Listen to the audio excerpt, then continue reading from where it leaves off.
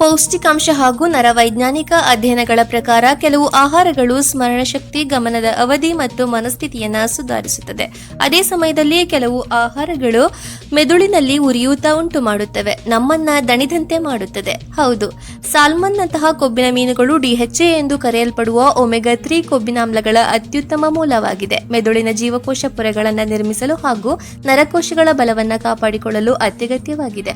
ಬ್ಲೂಬೆರ್ರೀಸ್ ಹಣ್ಣುಗಳು ಮೆದುಳನ್ನು ರಕ್ಷಿಸುವ ಗುರಾಣಿಯಂತೆ ಕೆಲಸ ಮಾಡುತ್ತವೆ. ಅವಕಾಡೋ ಹಣ್ಣು ಮೆದುಳಿನ ಕೋಶಗಳ ಆರೋಗ್ಯವನ್ನು ರಕ್ಷಿಸುವ ಮೋನೋಸ್ಯಾಚುರೇಟೆಡ್ ಕೊಬ್ಬುಗಳಲ್ಲಿ ಸಮೃದ್ಧವಾಗಿದೆ. ಈ ಕೊಬ್ಬುಗಳು ನರಕೋಶಗಳ ನಡುವೆ ಸಂಕೇತಗಳು ತ್ವರಿತವಾಗಿ ಹರಿಯಲು ಸಹಾಯ ಮಾಡುತ್ತದೆ. ಮೊಟ್ಟೆಗಳು, ಹಸಿರು ಸೊಪ್ಪುಗಳು ಆಲೋಚನಾ ಕೌಶಲ್ಯವನ್ನು ಸುಧಾರಿಸಲು ಹಾಗೂ ಮೆದುಳಿನ ವಯಸ್ಸಾಗುವಿಕೆಯನ್ನು ನಿಧಾನಗೊಳಿಸಲು ಒಂದು ವರದಾನವಾಗಿದೆ ಎಂದು ಹೇಳಬಹುದು.